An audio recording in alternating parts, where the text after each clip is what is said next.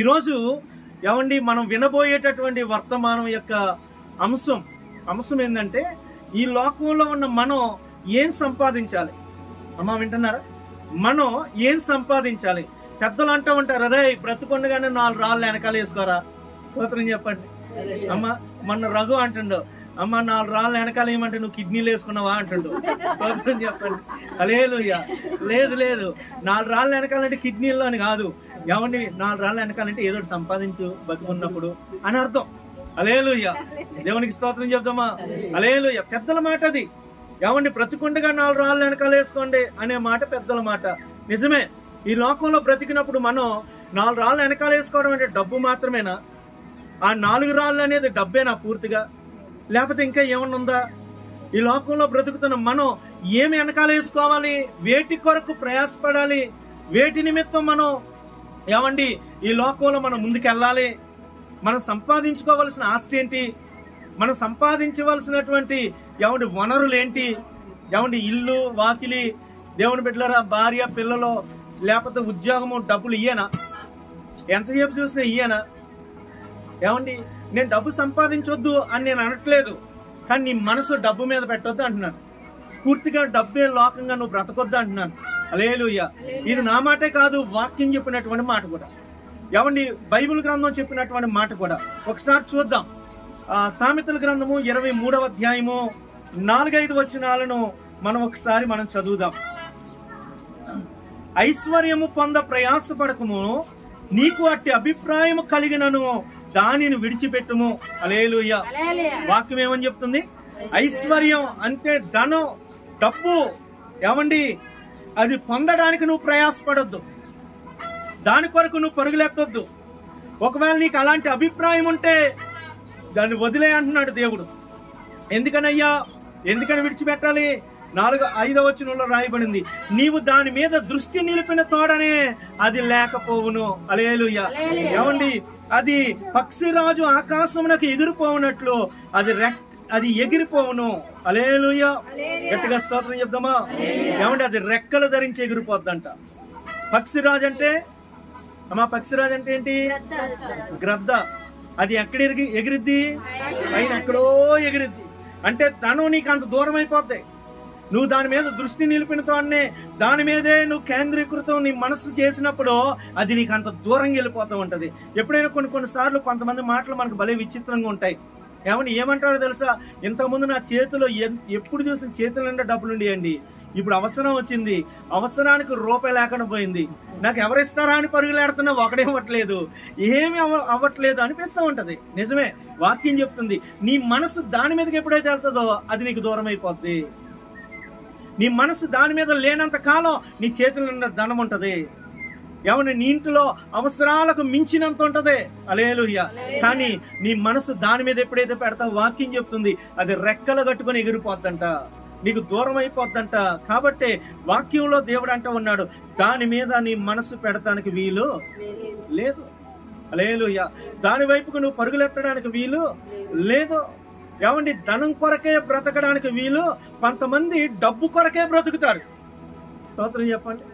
కొంతమంది డబ్బు కొరకే బ్రతుకుతారు. ఇక ఏమండి ఏది చేసినా దాంట్లో ముందు నాకేంటి నాకేంటి అంట.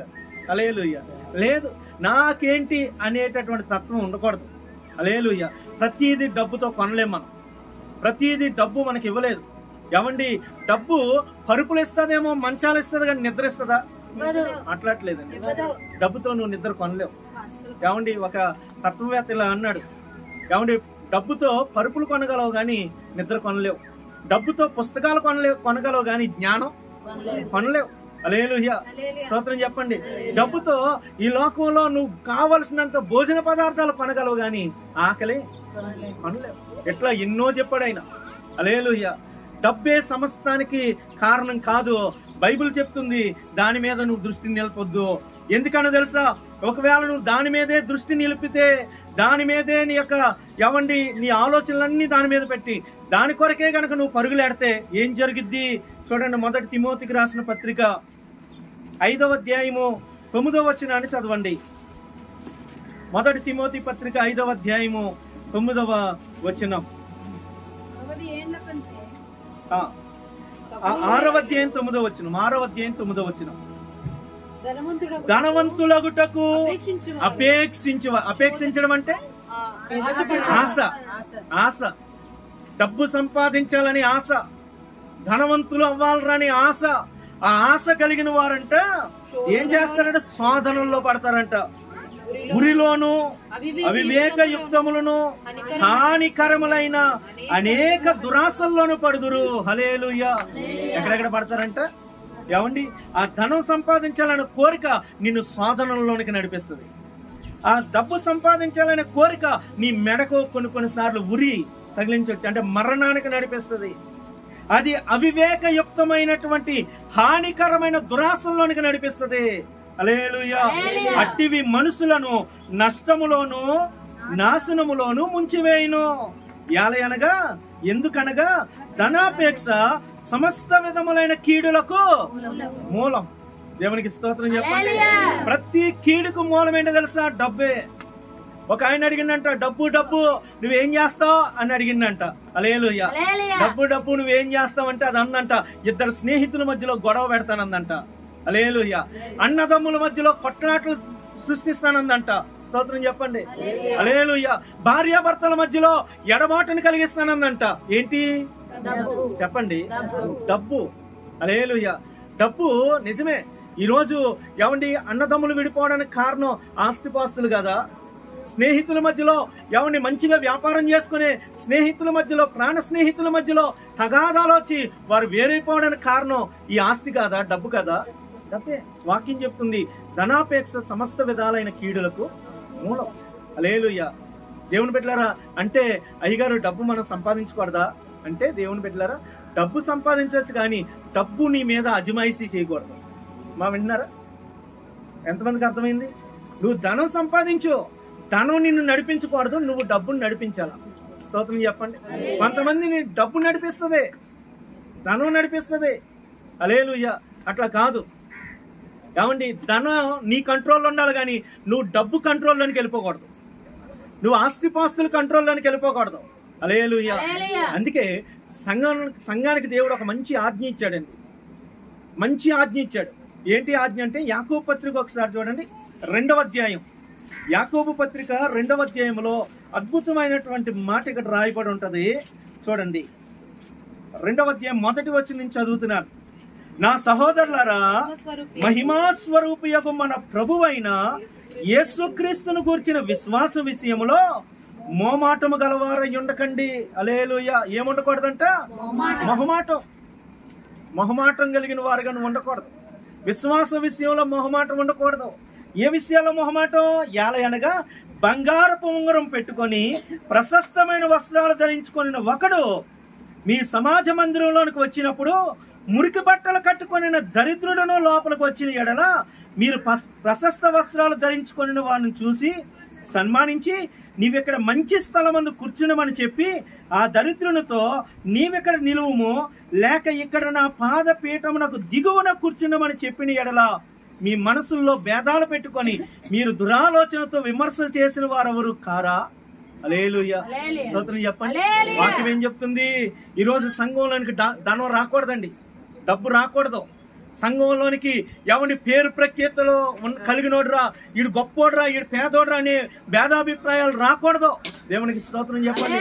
దేవుని వాక్యం చెప్తుంది, మొహమాట వద్దు, ఎవరినైనా ఒకేలా ప్రేమించో, ఎంత గొప్పడొచ్చినా ఒకేలాగా నువ్వు ట్రీట్ చేయి. హల్లెలూయా. అమ్మా వింటున్నావా? ఈరోజు నిజమే లోకంలో ధనవంతుడు అయ్యుండొచ్చు, ఎవడి ఉన్నోడు అయ్యుండొచ్చు, కానీ దేవుడి దగ్గరకు వచ్చినప్పుడు వాడు ఏమీ లేనోడితోనే సమానం. దేవుడి దగ్గర అందరూ సమానమే. అమ్మా వింటున్నావా? దేవుడి దగ్గరికి వచ్చినప్పుడు అందరూ సమానమే. అందరూ ఒకే చోటు కూర్చోవాలా, అందరూ ఒకే భోజనం తినాలా, అందరికి ఒకే రకమైనటువంటి మర్యాద ఇవ్వాలా. హల్లెలూయా. ఈరోజు డబ్బున్నోడు వచ్చాడని గబగబా కుర్చీ వేసి, ఏమి లేనోడు వచ్చాడని కింద కూర్చో అనకూడదు. ఏమన్నా అర్థమవుతుందా? దేవుని బిడ్డలారా, మనం ఇది నేర్చుకోవాలి, సంఘాలు నేర్చుకోవాలి. హల్లెలూయా. గట్టిగా స్తోత్రం చెప్పండి. ఎడ్వర్డ్ విలియమ్స్ గారు అనే ఒక గొప్ప దైవజనుడు ఉన్నాడండి. ఇప్పుడు మన తెలుగు రాష్ట్రాల్లో అద్భుతమైనటువంటి వాక్యం చెప్పగలిగినటువంటి దైవజనుడు. ఆయన ఒక ప్రాంతంలో వాక్యం చెప్పడానికి వెళ్ళినప్పుడు దేవుని బిడ్డలారా ఆ ప్రాంతానికి ఎంపీ గారిని కూడా పిలిచారంట. ఎవరిని? ఆయన యూట్యూబ్ లో చెప్పిన మాటలే నేను మీకు జ్ఞాపకం చేస్తున్నాను. ఎంపీ గారిని పిలిస్తే ఏమండి ఫ్లెక్సీ మీద ఈయన ఫోటో ఉంది, ఎంపీ గారి ఫోటో ఉంది, ఆయన కూడా వస్తున్నారని రాయబడింది. వాక్యం చెప్పే టయానికి ఇంకా ఎంపీ గారు రాలా. వాక్యం చెప్పే సమయానికి ఎంపీ గారు రాలేదు. ఇప్పుడు మాస్టర్ గారు అన్నాడంట, అయ్యా పిలిచినవాడు అన్నాడంట, అయ్యారు మరి ఎంపీ గారిని పిలిచినట్టున్నారు, మరి ఆయన ఇప్పుడు వస్తాడా తర్వాత వస్తాడంటే, అయ్యా మీరు వాక్యం చెప్తున్నాడు మధ్యలో వస్తాడా అన్నాడంట. అంటే అప్పుడు మాస్టర్ గారు అన్నారంట, లేదు లేదు, మధ్యలో కనుక వస్తే ఆయన కిందే కూర్చుని పెట్టండి. మధ్యలో వస్తే ఎక్కడ? స్టేజ్ మీద తీసుకురావద్దు, కింద కూర్చుని పెట్టండి. కింద వారి కొరకు ఒక విఐపి చైర్ వేయించి అక్కడ కూర్చుని పెట్టండి, మర్యాద చేయండి, తప్పే లేదు. నాయకులను సన్మానించమని వాక్యం చెప్పింది. కానీ ఒకవేళ వాళ్ళు వచ్చారని వాక్యం చెప్తున్నటువంటి నన్ను మీరు డిస్టర్బ్ చేసాను అంటే నేను వాక్యం చెప్పని వెళ్ళిపోతాను అన్నాడట. స్తోత్రం చెప్పండి. అర్థమైందండి? వాక్యం చెప్పను, నేను వెళ్ళిపోతా. అలాగే ఇష్టమైతే వాక్యం చెప్తా. లేదా అయ్యగారు కింద కూర్చుని పెడతాం, ఏం కాదు, అలాగంటే చెప్పండి, నేను వాక్యం చెప్తా. లేదు మధ్యలో పైకి తీసుకొస్తాం, ఆయనకి పూలదండలు వేస్తాం, సాల్వాలు కప్పుతాం, అడవుడు చేస్తామంటే నేను ఆ క్షణంలోనే స్టేజ్ దిగి వెళ్ళిపోతా అన్నాడంట. అంటే ఆయన పిలిచిన ఆయన అన్నాడంట, లేదు అయ్యగారు మీరు చెప్పినట్టు చేద్దాం అన్నప్పుడు మాస్టర్ గారు అన్నాడంట, మనకి ఇక్కడికి ఎంతమంది వచ్చినా దేవుడి కన్నా గొప్పవాడేమి కాదు. దేవుని వాక్యాన్ని గౌరవించలేకపోతే దేవుణ్ణి మనం అవమానపరిచినట్టే. కాబట్టే ఒకవేళ వస్తే కింద కూర్చొని పెట్టండి అన్నప్పుడు వాక్యం చెప్తా ఉన్నాడు. ఈ లోపు ఎంపీ గారు వచ్చారు. ఎంపీ గారు రాగానే కార్యకర్తలు ఊరుకుంటారా చెప్పండి? ఊరుకోరు కదా. ఎంపీ గారికి జైజేలు కొట్టుకుంటే స్టేజ్ మీద గబగబా ఎక్కించారంట. ఎక్కించగానే అక్కడ పెద్ద రౌడ్ అయిపోయింది, వాక్యం పక్కకు పోయింది. మాస్టర్ గారు మైకి తీసాడు చేసి, నా దేవునికి విలువ లేని ఇక్కడ నేను వాక్యం చెప్పడానికి ఇంటికి వచ్చాను. ఆయన దిగిపోతుంటే ఎంపీ అన్నాడంట, నువ్వు నన్ను గౌరవించుకుంటే ఈ గ్రౌండ్ దాటి ఎలాగెళ్తావు చూస్తా అన్నాడు. అమ్మ విన్నావా? నన్ను గౌరవించుకుంటే ఈ గ్రౌండ్ దాటి నువ్వు ఎట్ట బయటకు పోతావు చూస్తానంటే ఆయన ఒకే మాట అన్నాడంట, దేవుని సేవకుని లెక్క లేకుండా మాట్లాడి నీ ఉద్యోగం నీ పదవి నీకు ఎలా ఉంటుందో నేను చూస్తా పో అన్నాడు. స్తోత్రం చెప్పండి. కొత్తగా దేవుని పెట్టారా ఆయన ఆ మాట చెప్పిపోయినటువంటి 10 రోజులతో 12 రోజులకి ఎంపీ పదవి పోయింది. ఏదో ఒక కేసులో ఆయన ఇరికిండో, ఏదో ఒక అక్రమమైనటువంటి కోణంలో ఆయన్ని బయటికి తీసుకొచ్చారు, ఉన్న పదవి కాస్త ఊడిపోయింది. హల్లెలూయా. మరలా చెప్తున్నా, సంఘంలో పేదోడు లేనోడు అనే భేదాభిప్రాయాలు, ఉన్నోడు పేదోడు అనే భేదం పెట్టకూడదు.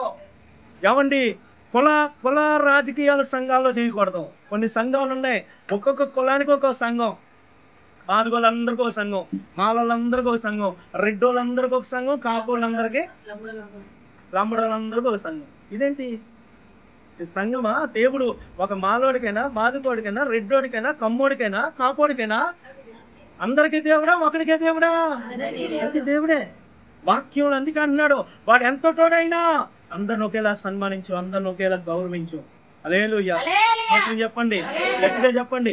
ఆరోగ్యం బాగోపోతే కుర్చీ వేసి కూర్చుని పెట్టి తప్పులేదు. కానీ వాడి కులాన్ని బట్టో, డబ్బును బట్టో, ఆస్తిని బట్టో, హోదాను బట్టో నువ్వు మందిరంలో వాడికి రెస్పెక్ట్ ఇవ్వకూడదు. అందరూ సమానమే, అందరూ ఒకటే. దేవునికి స్తోత్రం చెప్దామా? మందిరం గేటు దాటి బయటికి వెళ్ళాక నీ ఇష్టం, కాళ్ళ మీద పడిపోతావు, దండలేస్తావు, సాల్వలేస్తావు, నీ ఇష్టం, తప్పేది. కానీ మందిరంలోకి వచ్చినాక అందరూ ఒకటే, అందరూ కింద కూర్చోవలసిందే. ఆరోగ్యం బాగోపోతే కుర్చీ వేద్దాం, తప్పేది. స్తోత్రం చెప్పండి, గట్టిగా చెప్పండి. నేటి సంఘాల్లో ధనం నిలబడి చేయకూడదు, నీ కుటుంబంలో డబ్బుని నిలబడి చేయకూడదు. ప్రభుకు స్తోత్రం చెప్దామా? గట్టిగా చెప్దామా? హల్లెలూయా. చూడండి, తిమోతి పత్రికలో రాయబడినటువంటి మాట. ఏమండి, ఒక మాట నేను మీకు జ్ఞాపకం చేస్తున్నాను. 6వ వచనం చదువుదామా? సంతుష్టి సహితమైన దైవ భక్తి, 6వ అధ్యాయం 6వ వచనం, గొప్ప లాభ సాధకమైనది. మనం ఈ లోకములోనికి ఏమీ తేలేదు, దీనిలో నుండి ఏమీ తీసుకుపోలేము. కాగా అన్న వస్త్రాలు కలవారమై ఉండి వాటితో తృప్తి కలిగి ఉందము. స్తోత్రం చెప్పండి. ఎలా ఉండాలమ్మా? అన్న వస్త్రాలు ఉన్నాయి, మనకు తినడానికి అన్నం ఉంది, కట్టుకోవడానికి వస్త్రాలు ఉన్నాయి, ఉండడానికి ఇల్లు ఉంది. వీటితో నువ్వు తృప్తిగా ఉండు, అంతే తప్ప దేవుని బిడ్డలారా ఏదో సంపాదించాలని నువ్వు ప్రభువుని వదులుకొని పరిగెత్తవలసిన పని లేదు. దేవునికి స్తోత్రం చెప్పండి, గట్టిగా చెప్పండి. హల్లెలూయా, హల్లెలూయా. కాబట్టి ప్రియమైనటువంటి దేవుని బిడ్డలారా, దేవుని యొక్క వాక్యం ఇది, దేవుని మాట ఇది.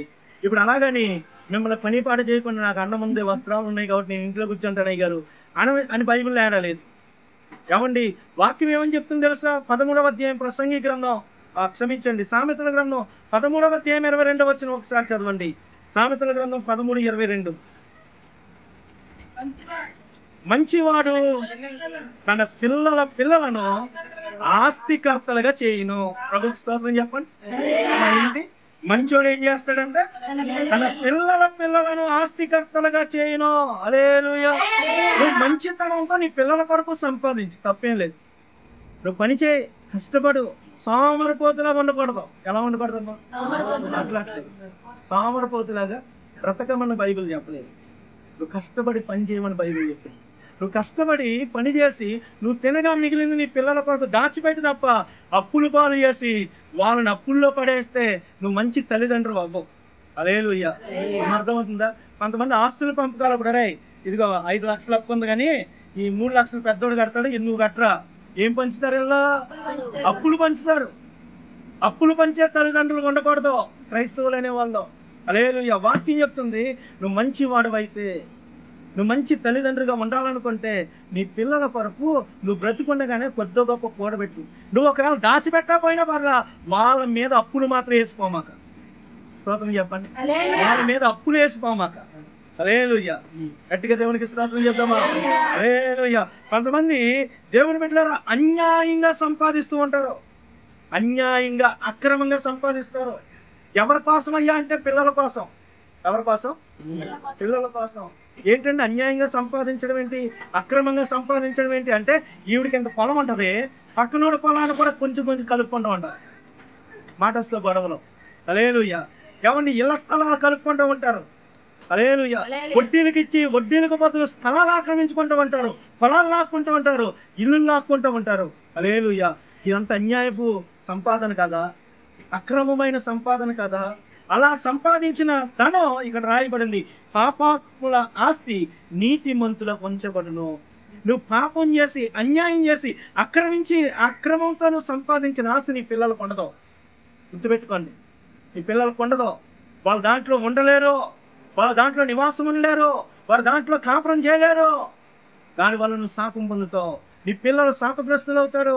కాబట్టి దేవుని బిడ్డ మంచి మార్గంలో నువ్వు ధనం సంపాదించు, మంచిగా చేతుల కష్టార్జితం ద్వారా నువ్వు ధనం సంపాదించు. హల్లెలూయా. గట్టిగా స్తోత్రం చెప్దామా? హల్లెలూయా. కాబట్టి ఈరోజు మనం క్రైస్తవుడిగా మనం ఏం సంపాదించాలి అనే దాన్ని మనం నేర్చుకుంటున్నాం. డబ్బు సంపాదించడం పాపమా అంటే కాదు, కాదు. డబ్బు సంపాదించడం పాపం కాదు. నువ్వు దేవుని విడిచిపెట్టి నీ మనసంతా నీ యొక్క ఆలోచనలన్నీ డబ్బు మీద పెట్టి పరిగెడతాం పాపం. పూర్తిగా ధనానికి నువ్వు ఎడిక్ట్ అయిపోవడం, బానిస అయిపోవడం పాపం. కొంతమంది ఏమండి ఏమీ లేనప్పుడు అందరిని కలగలుపుకుంటారు, కొంచెం వెనకాల ఒక 4 పైసలు కనమని అనుకోండి, ఎవడు కానరాడు. అక్క కనిపించదు, చెల్లి కనిపించదు, అన్న కనిపించడు, తమ్ముడు కానరాడు. హల్లెలూయా. స్తోత్రం చెప్పండి. కళ్ళు నెత్తి మీదకి వస్తాయి. ఎక్కడికి? దేవుడు దించుతాడు, తర్వాత తప్పకుండా దింపుతాడు. హల్లెలూయా. స్తోత్రం చెప్పండి. హల్లెలూయా. కళ్ళు నెత్తికి వచ్చిన వారు తరము కలదని బైబిల్లో రాయబడింది. సామెతల గ్రంథంలో 30వ అధ్యాయంలో రాయబడింది. ఎవడు ఒకసారి చూడండి, ఆ మాటను మనం చదువుదాం. హల్లెలూయా. గట్టిగా దేవునికి స్తోత్రం చెప్దామా? చూడండి రాయబడినటువంటి మాటను మనం చదువుదాం. 13వ వచనం, 30:13. కన్నులు నెత్తికి వచ్చిన వారు తరము ఏంటంట? వారు తన కనురెప్పలు ఎంత పైకెత్తబడి అన్నవి. హల్లెలూయా. స్తోత్రం చెప్పండి. కన్ను నెత్తికెక్కిన వారు తరం అంట. ఏంటో తరం? డబ్బును చూసి, ఆస్తిపాస్తులను చూసి. తండ్రి ఏమో కష్టపడి కూడబడతాడు, కొడుకేమో డబ్బును చూసుకొని ఎగిరెగిరి పడుతూ కళ్ళు నెత్తి మీదకి ఎక్కి ఎవరితో ఎలా మాట్లాడాలో తెలియదు, ఎవరిని ఎలా గౌరవించాలో తెలీదు. హల్లెలూయా. స్తోత్రం చెప్పండి. అది కాదండి, అది కాదు.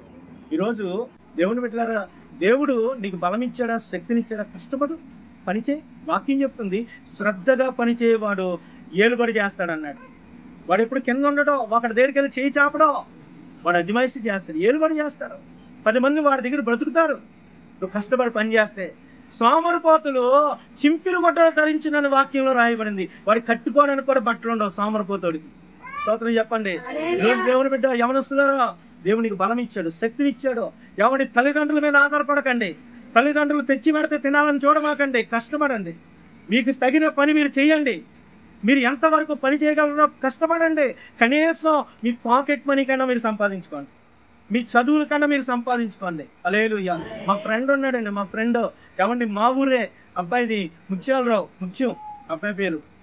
తల్లిదండ్రులు ముసలోళ్ళు. దేవుని బిడ్డలారా, ఆ తల్లిదండ్రులను అడగలేక తను పార్ట్ టైం జాబ్ చేసుకుంటూ, ఏమండి, సినిమా హాల్ ముందు ఒక రెస్టారెంట్ ఉండేది కాకినాడలో. జ్యూస్ పాయింట్ ఉండేది, రెస్టారెంట్ కాదు, జ్యూస్ పాయింట్ ఉండేది, యతి జ్యూస్ పాయింట్ సమ్ ఏదో ఉండేది పేరు. అందులో పని చేసుకుంటూ అందులో వచ్చిన డబ్బులతో రూమ్ రెంట్ కట్టుకొని, ఏమండి, ఆ యొక్క కాలేజీ ఫీజు కట్టుకొని చదువుకున్నాడు. ఎంబీఏ చేశాడు. ఏమండి, చార్టెడ్ అకౌంటెంట్ CA చేసిండు. ఇప్పుడు దేవుని పెట్టారా, ఒక మంచి బ్యాంకులో మేనేజర్కి ఉద్యోగం చేసుకున్నాడు. తల్లిదండ్రుల మీద ఒక్క రూపాయి నాకు తెలిసి అన్నాడు, ₹1 వాళ్ళ అమ్మ దగ్గర కానీ నాన్న దగ్గర కానీ తీసుకోవడం అబ్బాయికి తెలియదు. తను సంపాదించుకునే డబ్బులతో పెళ్లి చేసుకున్నాడు. పెళ్లి ఖర్చు అంతా తనదే. తను సంపాదించుకొని ఆ డబ్బుతో పెళ్లి చేసుకున్నాడు. అమ్మ విన్నారా? మంచి భార్యను దేవుడు ఇచ్చాడు, 2 పిల్లల్ని ఇచ్చాడు. ఏమండి, ఇల్లు కొనబోతున్నాడు. స్తోత్రం చెప్పండి. నాతో అన్నాడు, ఏమండి, ఒకవేళ మా అన్న కూడా స్థలం నాకు ఇచ్చేస్తానంటే నేను కొనుక్కుంటానంట. హల్లెలూయా. దేవుని బిడ్డలారా, నేను మరలా చెప్తున్నాను, ఏమండి, దేవునికి బలం ఇచ్చాడు, శక్తి ఇచ్చాడు. కష్టపడి సంపాదించు. తల్లిదండ్రుల మీద ఆధారపడమాక. నీ తల్లిదండ్రులు సంపాదించింది నీ కొరకే. అది ఎప్పుడు తీసుకోవాలి? వాళ్ళు ఇచ్చినప్పుడు తీసుకోవాలా. అప్పుడు దాకా నువ్వు ఇట్లా చెయ్యాలా, చాచి బతకడం దేవుని చిత్తం కాదు. సామర్పోతుగా ఉన్నావు అనుకో, ఏ పని పాట చేయకుండా ఉన్నావు అనుకో, దేవుని బిడ్డ ఎవడెప్పుడు పోతాడో తెలీదు. పొరపాటును జరగకూడదు జరిగిందనుకో, రేపు పొద్దున్న నీకు పని చేత కాదు, నువ్వేమి చేత కాదు, అప్పుడు ఏం చేస్తావు? కాబట్టి బిడ్డలారా, మరలా చెప్తున్నా, కష్టపడి పని చేయండి, కష్టపడండి. దేవుడు నిన్ను ఆశీర్వదిస్తాడు. నీ కష్టార్జితాన్ని దీవిస్తానన్నాడు దేవుడు. అమ్మ, దేని దీవిస్తాడు? 128వ కీర్తన మొదటి 2 వచనాల్లో రాయబడి ఉంటది కదా, ఏమండి, నీ చేతుల కష్టార్జితం నువ్వు అనుభవిస్తావు. అరే, నువ్వు వాళ్ళ కష్టమే చెయ్యో, ఇంక నీ దేవుడు నిన్నేం దీవిస్తాడు? అమ్మ, అర్థం ఉందా? నీ చేతుల కష్టార్జితం దీవిస్తానన్నాడు. నువ్వు అసలు కష్టమే చెయ్యు, నువ్వు వాళ్ళ జీతానికే పని చేయవు, నువ్వు వాళ్ళకి కనీసం నీకు లాభం వచ్చే పని ఏది చేయవు. ఇంక దేవుడు నిన్నేడ దీవిస్తాడు? నిన్నేడ ఆశీర్వదిస్తాడు? నిన్ను ఎలా దీవిస్తాడు? కాబట్టి దేవుని బిడ్డలారా, లేదు, డబ్బు మీద ఆశ పెట్టుకోవద్దు అన్నారని నేను పని పాట లేకుండా ఉండమని బైబిల్ చెప్పలా. చేతులతో కష్టపడు, నీకు నువ్వు సంపాదించుకో. ఏమండి, అన్న వస్త్రాలు కలిగి జీవించు. పక్కనోడి దాని జోలికి వెళ్ళమాక, పక్కనోడి యొక్క ఇండ్ల జోలికి వెళ్ళమాక, పక్కనోడి యొక్క కూలి నువ్వు ఆశించమాక, పక్కనోడిది ఏది కూడా నువ్వు లాక్కోవడానికి, అన్యాయం చేయడానికి ఇష్టపడమాక. ఎందుకో తెలుసా? హబక్కూకు గ్రంథంలో 2వ అధ్యాయము 9, 10, 11 వచనంలో రాయబడినటువంటి మాటను మనం ఒకసారి చూడగలిగితే అక్కడ ఏమని రాయబడిందో తెలుసా? హబక్కూకు గ్రంథము 2వ అధ్యాయము 9వ వచనం, 10వ వచనం, 11వ వచనం. తనకు అపాయము రాకుండానట్లు తన నివాసమును బలపరుచుకొని తన ఇంటి వారి కొరకై అన్యాయముగా, ఎలాగా? అన్యాయముగా లాభము సంపాదించుకొని వారికి మేలని రాయబడిందా? శ్రమ బిడ్డ, శ్రమ. హల్లెలూయా. ఎవరికి శ్రమ? అన్యాయముగా సంపాదించే వాడికి శ్రమ.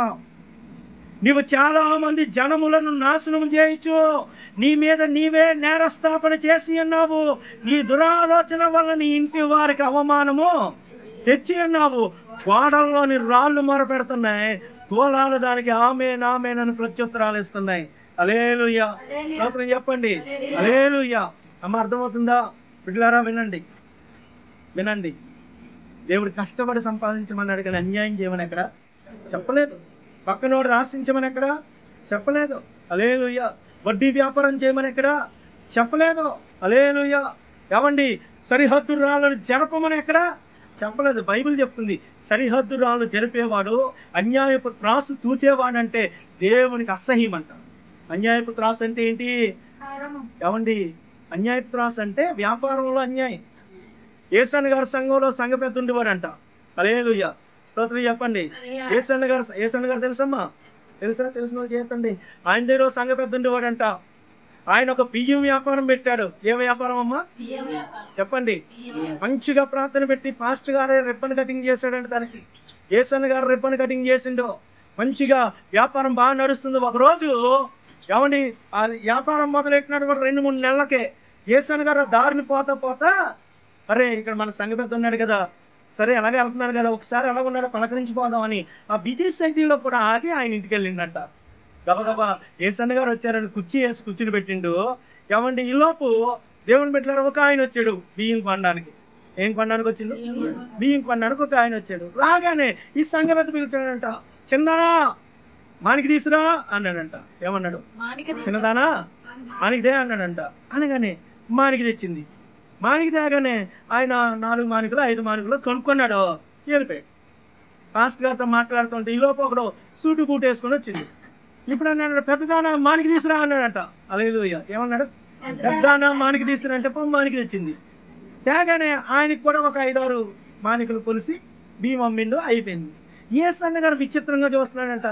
ఇదేంట్రా మా సంఘ పెద్దకున్నది ఒకరితే కూతురు కదా, మా సంఘ పెద్దకి ఒకరితే కూతురు కదా, చిన్నదాన అన్నాడు పెద్దదాన అన్నాడు, 2 సార్లు పిలిచినప్పుడు ఇదే అమ్మాయి వచ్చింది, 2 పేర్లు ఎందుకు పిలిచాడు అని ఏసన్న గారు డౌట్ వచ్చి అడిగిందంట. యావయ్యా నీకున్నది ఒకరితే కూతురు కదా, ఒకసారి చిన్నదానన్నో ఒకసారి పెద్దదానన్నో ఎన్నిసార్లు పిలిచినా అదే వచ్చింది, కాబట్టి ఏంటి కాదేంటి అన్నాడంట ఏసన్న గారు. అనగానే ఏం లేదయ్య గారు, వ్యాపారం అన్నాక మరి కొంచెం మన జేబులోకి రావాలి కదా, అంతా నిక్కచ్చిగా చేస్తే మనకి ఏమొస్తుంది, అంత నిక్కచ్చిగా చేస్తే మనకి ఏమొస్తుంది. ముందు వచ్చినాడేమో చదువు సంజలు లేనాడు, ముందు వచ్చినాడు ఎవడు చదువు రానాడు, కాబట్టి వాడికి పెద్ద మనం కొంచెం అటు ఇటుగా ఇచ్చినా వాడేం పట్టించుకోవడం.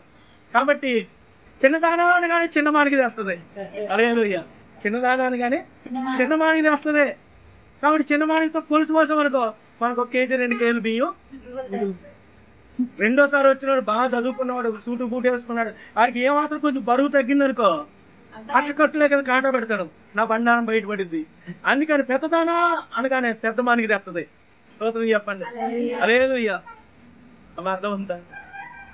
వెంటనే దైవజనుడు అన్నట్టు ఒరే పనికిమాలుడు, అందుకేరా నీ బతుకు ఎంత సంపాదించినా ఏది నీకు లేకుండా పోతుందని ఏమండి అక్కడి నుంచి వెళ్ళిపోయినాడు పాస్టర్. ఇది స్వయంగా ఏసన్న గారే తన యూట్యూబ్ ఛానల్లో చెప్పిన వాక్యంలో చెప్పిన సాక్ష్యం ఇది. అర్థమైందా పెట్టారా? మన జీవితంలో అన్యాయముగా మనం సంపాదించింది ఏది నిలబడదో. హల్లెలూయా. చూడండి యెహెజ్కేలు గ్రంథంలో ప్రభువు రాయించినటువంటి ఒక మాటను మనం చదువుదాం. యెహెజ్కేలు గ్రంథం 18వ అధ్యాయం 11వ వచనం. ఈరోజు అంతా చెప్పిన ఒక మాట ఈలో ఉందా? 18వ అధ్యాయం 11వ వచనం. వినండి 11వ వచనంలో, చేయవలసిన మంచి క్రియలలో దేనినైనను చేయక ఎన్నిని ఎడల అనగా, అమ్మా విన్నారా, పర్వతాల మీద భోజనం చేయడం. పర్వతాల మీద భోజనం అంటే అన్ని దేవతల దగ్గరికి వెళ్ళి భోజనాలు చేయడం. హల్లెలూయా. దేవతలు పెట్టుకున్నాం, దేవుని పెట్టుకున్నాం, మా ఇంటికి రండి అని పిలుస్తారు కదా, అలా అక్కడ పోయి భోజనం చేయడం, తన పొరుగు వాని భార్యను చెరపడం, దీనులను దరిద్రులను బాధ పెట్టి బలత్కారము చేత నష్టం కలగజేయడం, తాకట్టు చెల్లింపకపోవడం, విగ్రహాల తట్టు చూసి హేయక్రియలు జరిగించడం, అప్పిచ్చి వడ్డీ పుచ్చుకోవడం, లాభం చేపట్టడం, ఈ మొదలగు క్రియలు చేసిన ఎడల వాడు బ్రతుకున. వాక్యం ఏం చెప్తుంది? ఇదిగో అన్యాయం చేయడానికి చేసి క్రియలు చేస్తే ఏమండి దానివల్ల నువ్వు బ్రతుకుతావా, దానివల్ల నువ్వు క్షేమంగా ఉంటావా, దానివల్ల నువ్వు సుఖంగా ఉంటావా అని అడుగుతున్నాడు.